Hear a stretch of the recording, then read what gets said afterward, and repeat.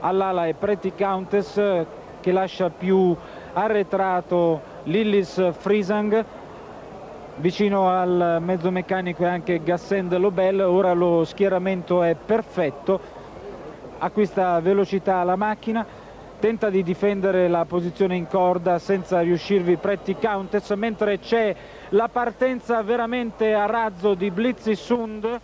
svedese, che in poche battute va al comando ma è immediatamente sotto il tiro della francese Slavé, una cavalla che probabilmente non ama correre al coperto, una cavalla molto ardente. Dunque 200 metri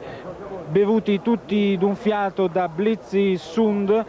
con Frommel in sediolo, mentre in seconda posizione la francese Slavé, che lascia all'interno Lillis Friesang, poi vediamo Praktiung tedesco, quindi Beachcomber, poi ancora Pretty Countess che precede Gassend Lobel, poi Junker Tilly e il tedesco Epsom. Manca poco più di mezzo miglio al termine di questa batteria riservata agli stranieri, sempre al comando Blitzy Sund, mentre non accenna a diminuire la pressione portata al battistrada da Slavé. Quindi vediamo Lillis Friesang, poi Epsom che ha optato per corsie ingenerose, addirittura in terza ruota quando mancano 500 metri al termine della gara. Aumenta il ritmo sempre cadenzato da Blitzy Sund, sembra essere in difficoltà la svedese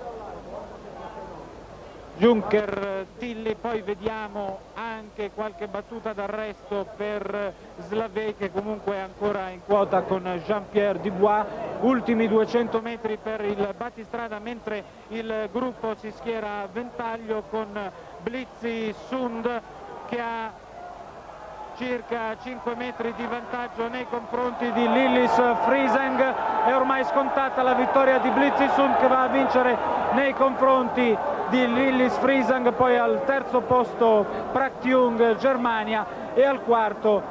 lo svedese di colori italiani Junker Tilly, che dovrebbe aver ottenuto l'accesso alla prima